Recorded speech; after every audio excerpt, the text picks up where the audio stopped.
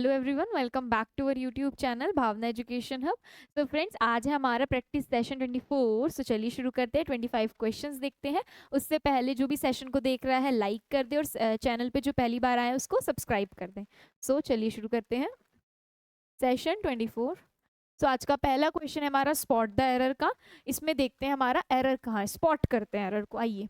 I am sure Helena would passes with flying colours. तो मतलब वो बोल रहा है कि हेलेना जो है अच्छे मार्क्स से पास हो जाएगी। तो यहाँ पर आई के साथ एम लगा हुआ है, यहाँ पे नहीं हो सकता। हेलेना वुड लगाया हुआ है, वुड के साथ क्या लगता है, वर्ब की फर्स्ट फॉर्म। तो यहाँ पर क्या लगा हुआ है, पासिस लगाया हुआ है, वर्ब की फर्स्ट फॉर्म में एस सी एस लगाया हुआ है। तो यहाँ पर क्या आना चाहिए था, एंड चेंज कर लेते हैं, वुड प्लस पास। ठीक है। सो ऑप्शन कौन सा सही गलत हो गया हमारा, ए ऑप्शन, इसमें एरर हो गया। ठीक है, नेक्स्ट चलते हैं। Spot the error 2। तो one of their freighters a Neptune will be leaving in 2 weeks. तो नेपच्यून क्या है, हमारा एक प्लैनेट है। और प्लैनेट कैसे होते हैं, हमारे स्पेसिफिक होते हैं। उनके साथ क्या लगाना चाहिए, आर्टिकल द लगाना चाहिए। यहाँ पर क्या यूज किया गया है अ यूज किया गया, तो यहाँ पर द होना चाहिए। तो किस पार्ट में हो गया हमारा एरर, ए नेपच्यून जो लिखा हुआ है वहां पे क्या आना चाहिए था, द। यहाँ पर ए भी होना चाहिए। ठीक है, ऑप्शन में ए नेपच्यून है और यहाँ पे एरर हो गया। ठीक है, नेक्स्ट चलते हैं थर्ड पे। Sentence improvement. It was a quite afternoon so Dan decided to take a nap. तो क्वाइट आफ्टरनून क्या, क्वाइट का मतलब होता है चुप, QUITE का मतलब होता है चुप। ठीक है, तो यहाँ पर क्वाइट नॉट, क्वाइट नहीं आएगा, यहाँ पर QUIET वाला क्वाइट आएगा। ठीक है, तो अब देखिए क्वाइट के साथ क्या लगेगा, क्वाइट की स्पेलिंग स्टार्ट कहाँ से होती है, चाहे ये वाला ले लो, चाहे ये सॉरी चाहे ये वाला ले लो। ठीक है, स्टार्टिंग कहाँ से होगी, क्वाइट की क्यू से होगी, तो इसके साथ ए लगेगा। तो एन का तो कोई मतलब ही नहीं है, एन हट जाएगा। ठीक है, अब देखो हमारा क्वाइट, ये वाला क्वाइट नहीं आएगा क्योंकि इसका मतलब होता है शांत, चुप, मेक नो नॉइस। दूसरे वाला क्वाइट आएगा, ये वाला। ठीक है, तो यहाँ पे क्या आएगा, इट वॉज क्वाइट आफ्टरनून। ठीक है, तो क्वाइट का मीनिंग आप हमें कमेंट करके बताएंगे। जब मैंने पढ़ाया था तो बताया था दोनों क्वाइट में क्या डिफरेंस होता है। तो दोनों क्वाइट का डिफरेंस आप हमें बताएंगे, एक क्वाइट का मैंने बता दिया, दूसरे क्वाइट का आप बताएंगे। ठीक है, नेक्स्ट। ये क्या आ गया, सेंटेंस इंप्रूवमेंट। पीपल से different things and different times. यानी कि जो लोग हैं डिफरेंट थिंग्स का मतलब क्या होता है, अलग अलग तरीके की चीजें बोलते हैं अलग टाइम पे। तो अलग चीजें क्या होती है, डिफरेंट चीज क्या होती है जो एक दूसरे से अलग होती हैं। अब ऑप्शंस देखते हैं। से diverse things at different time, से विम्सिकल, विम्सिकल होता है सन की टाइप। शुड से फेंसीफुल थिंग्स, से डिलेक्टेबल थिंग्स, नो। तो डाइवर्स थिंग्स का मतलब होता है अलग अलग चीजें, अलग तरीके से, अलग टाइम पे। तो ये हो गया मेरा ए ऑप्शन सही। ठीक है, नेक्स्ट फिफ्थ पे आ जाइए। क्या है हमारा, नरेशन है, हायर सेकेंडरी में पूछा गया है। She asked where do you live. तो वो मुझसे पूछ रही है कि मैं कहाँ रहती हूँ। तो अब क्या आएगा इसमें, शी आस्क्ड मी आएगा, और फिर क्वेश्चन वर्ड है हमारा वेयर, तो दैट नहीं आएगा, ये हट जाएगा। हमारे इन्वर्टेड कॉमास हट जाएंगे, तो शी आस्क्ड मी। अब ये किस में है, डू यू लिव, यानी कि प्रेजेंट में, पास्ट में हो जाएगा। अब टोल्ड मी तो नहीं आएगा, आस्क्ड मी आएगा, हैड भी नहीं आएगा, हैड बीन भी नहीं आएगा, तो डी ऑप्शन बच गया हमारा। ठीक है, हैड बीन नहीं आएगा क्योंकि जो हमारा प्रेजेंट में होता है वो पास्ट में चेंज हो जाता है। तो asked me where I lived. ठीक है, तो डी ऑप्शन हमारा करेक्ट हो जाएगा। नरेशन का रूल्स के ऊपर डिपेंड करता है सारा खेल। नेक्स्ट चलते हैं सिक्स्थ में, एक्टिव पैसिव वॉइस पे। तो एक्टिव पैसिव वॉइस में ये किसमें गिवन है हमें, उससे हमें एक्टिव पैसिव वॉइस, सॉरी, हमें पैसिव वॉइस में गिवन है, एक्टिव में जाना है। तो the matches are being shown live on sports TV. तो आर बीइंग कब लगता है, बीइंग कब आता है, जब वर्ब के साथ आईएनजी फॉर्म होती है, तभी हम जब एक्टिव से पैसिव में जाते हैं तो बीइंग लगा देते हैं। ये तो हमें पता है कि आईएनजी के नाम का हम बीइंग लगा देते हैं। तो यहाँ पर देखना है कि आईएनजी वाली फॉर्म कौन सी है, और उसके साथ इज एम आर होना चाहिए। तो मे बी शोइंग गलत, will be showing, can be showing, A option है। इसमें क्या है, sports TV is showing the matches live, तो ये हो जाएगा हमारा करेक्ट ऑप्शन। नेक्स्ट चलते हैं हमारा री अरेंज द फॉलोइंग सेंटेंस। ठीक है, आइए इसको रीड करते हैं। तो कहाँ से है ये स्टार्टिंग, देखते हैं CBAD, तो चारों ही स्टार्टिंग दे रखी है, फिर हमें पूरा ही पढ़ना पड़ेगा। The new movie was highly anticipated by fans on the of the franchise. ठीक है, तो न्यू मूवी की बात हो रही है। उसके बाद एज द लाइट्स डिम्ड, जब लाइट्स डिम कर देते हैं, the audience grew quite in anticipation. The movie began with an exciting action sequence that had the audience on the edge of their seats. The movie theater was packed with people eager to see. तो starting कहाँ से होगी, the movie की बात हो रही है, तो स्टार्टिंग हमारी ए से ही बनेगी। अब ए वाला एक बार फॉलो करके देखते हैं। The new movie was highly anticipated by fans, उसने फैंस बहुत ज़्यादा नई मूवी को पसंद कर रहे हैं। देन उसके बाद the movie theatre was packed with people, जो देखना चाहते हैं, मतलब थिएटर पूरा भरा हुआ है लोगों से, क्योंकि वो ईगरली देखना चाहते हैं मूवी। देन उसके बाद क्या है, एज द लाइट डिम, जब लाइट धीमी हो गई तो ऑडियंस कैसी हो गई, ग्रू क्वाइट इन एंटिसिपेशन। और जब मूवी स्टार्ट हुई तो एक्शन सीक्वेंस था उसका स्टार्टिंग में, तो उन्होंने एकदम अपनी कुर्सी पकड़ ली। तो क्या है हमारा, ADBC सही जा रहा है। ठीक है, ऐसे आपको रीड करके देखना ही पड़ेगा। ठीक है, नेक्स्ट। अलग अलग तरीके के आते हैं पैसेज ना, जो ये होते हैं पैराजम्बल, अलग तरीके के आते हैं। तो एक बार रीड कर, कुछ रीड करके पता चलते हैं, कुछ ऐसे ही उससे एलिमिनेट कर देते हैं, तो ऐसे पता चलता है। तो आप सेशंस देख रहे होंगे, उसमें पता चल जाता है कि कैसे एलिमिनेट करना है। अब देखते हैं नेक्स्ट, पैराजम्बल 2। सो ये स्टार्टिंग कहाँ से होगी, आई रीड करते हैं, BCBD। तो बी दो बार है, बी से लेते हैं। The small towns of Millfield was known for its charming main street, where locals and visitors alike could stroll among the quaint shop and cafes. तो एक स्मॉल टाउन की बात हो रही है, जिसमें उसको जाना किसकी वजह से जाता है, अपनी मेन स्ट्रीट की वजह से जाना जाता है। फिर बी के बाद ए फॉलो कर रहा है, या बी के बाद डी, चलो डी वाला देखते हैं। One day a large corporation announce its plans to build a massive shopping centre on the outskirts of the town, यानी टाउन के आउटस्कर्ट पे एक शॉपिंग मॉल बनेगा, शॉपिंग सेंटर बनेगा। फिर उसके बाद क्या बोल रहा है, some residents saw this is an opportunity for the growth, यानी डी के बाद ए फॉलो कर रहा है कि ये जो बात हुई है, तो कुछ लोग रेजिडेंट्स, वहाँ के लोकल रेजिडेंट्स देख रहे हैं इस चीज को एक अपॉर्चुनिटी की तरह, क्योंकि जब कुछ चीज बनती है वहाँ पे ग्रोथ आती है, डेवलपमेंट होता है, तो ग्रोथ और प्रोस्पेरिटी की तरह देख रहे हैं। और कुछ लोग डर रहे हैं कि वो हमारे टाउन का यूनिक करेक्टर को डिस्ट्रॉय कर देगा। तो कुछ लोग तो खुश हो रहे हैं अपॉर्चुनिटी है, और कुछ लोग डर रहे हैं कि हमारा टाउन का जो यूनिक कैरेक्टर है वो खराब हो जाएगा, डिस्ट्रॉय हो जाएगा। तो डी के बाद एकदम फॉलो कर रहा है ए, तो यहाँ पर भी है वैसे तो। उसके बाद देखते हैं डी हो गया, ए हो गया, फिर सी। द डिबेट ग्रू हीटेड, और उसके बाद बातें और वो बहुत ज्यादा हीटअप हो गया मामला। And tensions rose as the town struggle to decide its future. ठीक है, तो यानी कि उसके बाद टेंशन बढ़ गई और उनमें टाउन के स्ट्रगल को लेकर डिसाइड नहीं कर पाए। तो ए के बाद फिर सी फॉलो कर रहा है, यानी कि पहले तो एक प्रस्ताव रखा गया, बताया गया कि प्लान है हमारा शॉपिंग मॉल बनाने का। फिर उसके बाद रेजिडेंट्स ने बोला कि ग्रोथ एंड डेवलपमेंट अच्छी है। फिर कुछ बोल रहे हैं कि डर रहे हैं क्योंकि खराब हो जाएगा, डिस्ट्रॉय हो जाएगा। फिर उसके बाद ये बढ़ते बढ़ते बात बढ़ गई। तो ये क्या है, डी के बाद ए और ए के बाद सी फॉलो कर रहा है भाई। तो डी ए सी देख लो, तो बी है option correct, sorry A option क्या है करेक्ट, जो बी से स्टार्ट हो रहा है। तो ऐसे आपको देखना है, पूरा मीनिंग में नहीं जाना है, हमें कौन सा लिखना है पेपर को, हमें देखना है कि मीनिंग किसके बाद क्या फॉलो कर रहा है। अगर आपको एक भी लीड मिल गई ना, तो बस हो जाएगा। ठीक है, नेक्स्ट चलते हैं, फिलअप आ जाएगा हमारा। Some things are meant to be and that that death यहाँ पर इज पहले आएगा, death is dash for humans. ठीक है, तो some things are meant to be, यानी कुछ चीज़ों का मतलब होता है, जैसे death is dash for humans, यानी कि डेथ कैसी चीज़ है, एक जो मृत्यु है सबको आनी ही है, वो नेचुरल है। एडिबल यानी खाने योग्य, स्पाइरल वायरल यानी जो फैल जाता है, और नेचुरल क्या होता है, जो प्राकृतिक होती है, सबको आनी है।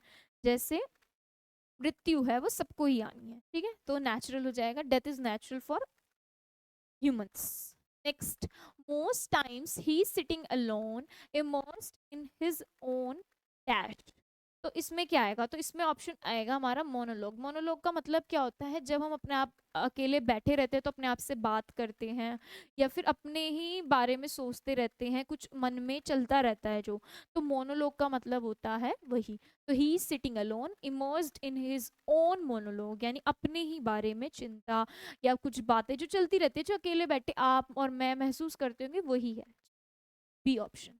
नेक्स्ट, अब क्या आ गया हमारा ओ डब्ल्यू एस, इंपॉर्टेंट भी और इजी भी है आज का। देखिए, एन एनिमल और a person eats all type of food specially plants and meat, यानी वो इंसान या वो एनिमल जो मीट भी खाता हो और हर तरीके का फूड खाता हो, प्लांट्स और मीट दोनों चीज खाता हो।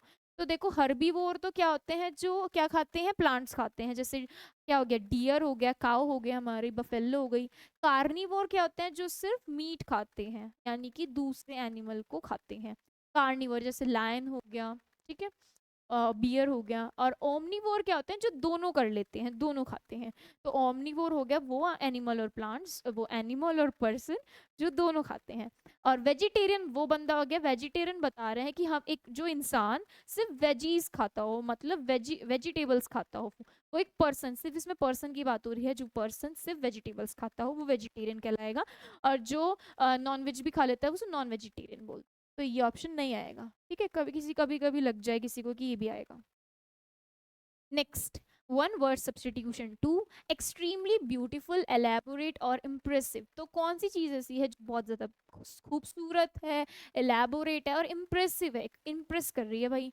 तो ऑप्शंस देखते हैं हमारे, पहला है ट्रांजिएंट। ट्रांजिएंट का मतलब होता है मेरा, जो चीज कम समय के लिए होती है, for short period of time. इसके दो सिनोनिम और है जो आते हैं, एक है फ्लीटिंग, ट्रांजिएंट हो गया, एक ईफेमेरल, ये बहुत इंपॉर्टेंट, ईफेमेरल, ठीक है, बहुत इंपॉर्टेंट है, काफी बार पूछा है एसएससी ने। तो ये इंपॉर्टेंट है, FLETING, ठीक है। फ्लीटिंग और ईफेमरल क्या है, इसके सिनोनिम है, किसके, ट्रांजिएंट, यानी कम समय के लिए जो चीज होती है, ठीक है। मैग्निफिकेंट, तो मैग्निफिकेंट है इसका परफेक्ट ऑप्शन, वो एक्सट्रीमली ब्यूटीफुल बताता है। दूसरा क्या है मेरा, प्रोफिशिएंट। प्रोफिशिएंट में एफिशिएंट है, हमने बताया था जब हम पी लेटर कर रहे थे हमारे वो कैप सेशन में। तो प्रोफिशिएंट देखो आया हुआ वर्ड है, हमने पढ़ाया हुआ वर्ड है। तो प्रोफिशिएंट का मतलब है एफिशिएंट। कैसे याद बताया था कि इसमें एफिशिएंट आ रहा है, शिएंट आ रहा है। तो एफिशिएंट, एफिशिएंट कौन था, जिसमें क्षमता होती है, कुशलता होती है। और डेफिशिएंट का क्या होता है, जैसे डेफिशिएंसी बोलते हैं ना हमारे में, विटामिन डी की डेफिशिएंसी है, कमी है, लैक ऑफ समथिंग, किसी चीज की कमी होना। ठीक है, तो आई होप आपको चारों के मतलब समझ में आए होंगे। नेक्स्ट चलते हैं। इसके बाद है हमारे idioms. Right now my hands are full, यानी इस समय मेरे हाथ पूरे भरे हुए हैं। तो इससे क्या मतलब होगा, यानी कि मैं, मेरे हाथ भरे हैं, मेरे हाथ में कुछ सामान होगा, नो, इतना सीधा सीधा मीनिंग नहीं होता है। मेरे हाथ भरे हुए हैं, यानी कि मैं बिजी हूँ, मेरे हर हाथ में काम है। तो माई हैंड्स आर सोलन, बिल्कुल बकवास। I am very tired, no. My hands are filled up, no. C option correct है कि आई एम वेरी बिजी, मैं बिजी हूँ बहुत ज्यादा, मेरे हाथ पूरे भरे हुए हैं, देखो मैं तो खाली नहीं हूँ, ठीक है।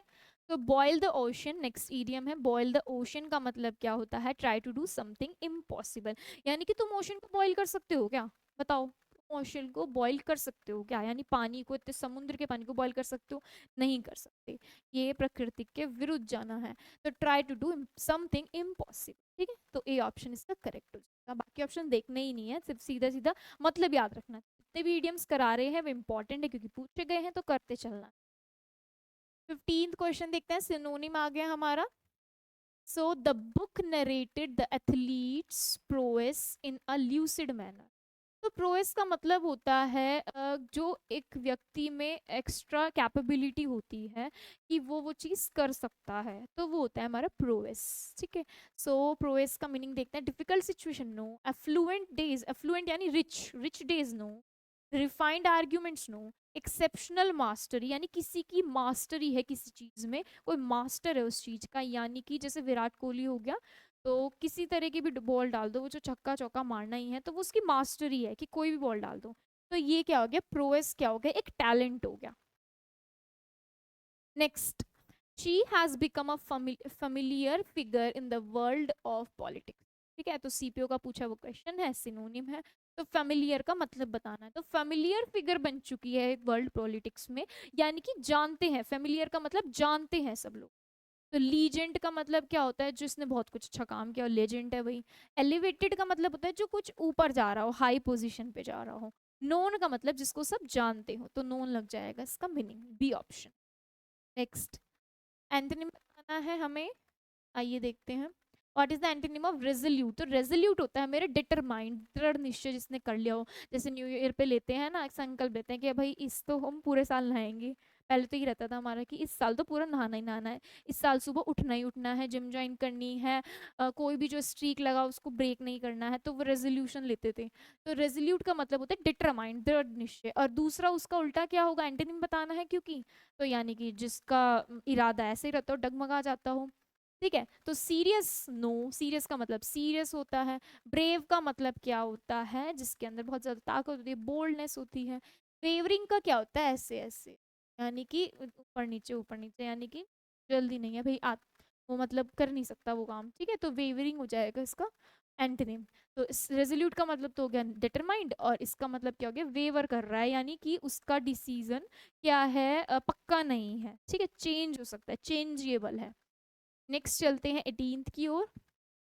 She has a penchant for art and craft, तो पेंचेंट किसके लिए है, आर्ट एंड क्राफ्ट के लिए। पसंद है, लाइकिंग फॉर समवन और समथिंग। पेंचेंट का मतलब भी क्या होता है, किसी चीज के लिए या किसी व्यक्ति के लिए लाइकिंग होना। अब लाइकिंग का उल्टा क्या होता है, हेट होता है, तो पहला ही ऑप्शन क्या है, हेटरेड, यानी कि हमें किसी के लिए नफरत है, स्ट्रॉन्ग हॉस्टिलिटी है, अबोर है, डिटेस्ट है, ए। दूसरा ऑप्शन फियर है और एंग्जाइटी है, दोनों रिलेटेबल है। एंग्जाइटी होती है, डर लगता है, फियर है जॉय का मतलब हैप्पीनेस हो गया। ठीक है, तो यहाँ 18 क्वेश्चन हो गया, अब चलते हैं 19 की ओर। अब इसमें क्या बताना है हमको, स्पेलिंग। तो पहली स्पेलिंग है इनकंसीवेबल, कंसीवेबल में ई आई का पोजीशन सही है। परसिस्टेंसी, तो ये रहा हमारा एरर, चेंज करते हैं पेन। परसिस्टेंस, ये होती है, तो ये लग गया हमारा गलत ऑप्शन, जो कि करेक्ट है। ठीक है, सो परसिस्टेंसी की स्पेलिंग ये वाली गलत है, इसको याद रखिएगा। AEIO ऐसे चेंज होता रहता है, वहीं पे एरर देखने को मिलता है। नेक्स्ट क्या है हमारा, स्पेलिंग चेक ये। तो इसमें देखना है हमारी गलती कहाँ है, committee, double M double T double E सही है। कमीशन में double M double S। Camouflage, छुपना, हाइड होना, कैमोफ्लेज भी सही है। कम्प्यूटर की स्पेलिंग गलत है, कम्प्यूटर की स्पेलिंग होती है COMMUTER, कम्प्यूटर। ठीक है, सो 20 क्वेश्चन हमारे कंप्लीट हो चुके हैं, अच्छे से हमने डिटेल में देख लिया कि एरर कहाँ है और कैसे कैसे पूछ सकता है एरर। क्या तो कुछ नहीं पता इनमें से ही, क्या पता कोई क्वेश्चन आपके एग्जाम में आ जाए कल को। अब चलते हैं सीटी की ओर, यानी क्लोज टेस्ट। आइए, education should be free to all because it is a dash human right, तो एजुकेशन सबके लिए फ्री होनी चाहिए बिकॉज ये एक ह्यूमन राइट है। कैसा ह्यूमन राइट है, lovely, wow lovely, precious, joyful, fundamental right है कि एजुकेशन फ्री होनी चाहिए, एजुकेशन होनी चाहिए बच्चों के लिए। तो फंडामेंटल राइट है एक हमारा, पॉलिटी पढ़ रहे होंगे तो पता होगा। Next, it is essential for the dash of a fully functioning society, तो it is celebration, development, enthusiasm, distribution. तो ये ज़रूरी है किसके लिए, फुल्ली फंक्शनिंग सोसाइटी के लिए, कि एक सोसाइटी में अच्छे से काम होए, सब समझे अपनी जिम्मेदारी। And for the advancement of humanity, humanity के एडवांसमेंट के लिए ज़रूरी है। तो क्या है, डेवलपमेंट है, क्या आएगा, for a development, for the development of a fully, यानी कि विकास के लिए, ग्रोथ के लिए। Next, while some argue that education should not be free because it has value, or that free education would be a dash, यानी कि कुछ बोलते हैं वाइल, कुछ बोलते हैं कि ये आर्ग्यू करते हैं कि एजुकेशन फ्री नहीं होना चाहिए क्योंकि जो टैक्स पेयर्स हैं उनके लिए क्या हो जाएगा, ये क्या बन जाएगा, एक फोकस बन जाएगा, कंटेंटमेंट बन जाएगा, बर्डन बन जाएगा, ब्लेसिंग बन जाएगा। तो पॉजिटिव वर्ड तो आएगा नहीं, तो बर्डन बन जाएगा, ये टैक्स पेयर के ऊपर बर्डन बन जाएगा कि अगर एजुकेशन फ्री कर दी तो पैसा कहाँ से आएगा, जो पैसा मिलता है एजुकेशन बेचकर। तो यहाँ पे बर्डन आ जाएगा, burden on the tax payer. Next, the reality is that education is a public good. अब रियलिटी क्या बता रहे कि एजुकेशन एक पब्लिक गुड बन चुका है, that dash everyone in society. और वो क्या करता है, बेनिफिट करता है, क्या करता है, सेक्शन करता है, एम्फोसाइज करता है, बर्डन करता है, बेनिफिट। तो ये एक पब्लिक गुड बन चुका है जो हर सोसाइटी के हर व्यक्ति को बेनिफिट देता है, यानी कि हेल्प करता है, बेनिफिट, फायदा देता है। Next, not only does education provide individual with skills, ना केवल एक एजुकेशन जो है स्किल प्रोवाइड करती है बल्कि नॉलेज भी देती है। They need to participate in the work force में भी पार्टिसिपेट करना सिखाती है। और also improve our social cohesion, मतलब हमारा सोशल कोहेशन भी बताती है, सोशलिटी बताती है। And creates more dash citizen, और कैसे सिटीजन्स को क्रिएट करती है एक एजुकेशन, क्या करती है, ऑथेंटिक सिटीजन्स, यानी जेन्युइन रियल होते हैं जो। अब इजी गोइंग सिटीजन का कोई मतलब नहीं था, प्रोडक्टिव सिटीजन्स भी हो सकता था, लेकिन ऑथेंटिक सिटीजन्स, अगर एक अच्छी जगह से आपने एक अच्छी इंस्टीट्यूशन से एजुकेशन ली है, आपने अच्छी चीजें सीखे, तो आप एक ऑथेंटिक सिटीजन बनोगे एक अच्छे देश के अपने, ठीक है, यानी रियल सिटीजन, नॉट फेक। तो ये था हमारा क्लोज टेस्ट किसके ऊपर, एजुकेशन के ऊपर, जो कि बहुत अच्छा टॉपिक था। सारे इजी थे, कुछ भी ऐसा नहीं था जो ना बने आपसे। सो आज का सेशन हमारा यहीं पर खत्म होता है, मिलते हैं आपसे नेक्स्ट सेशन में। Thank you everyone.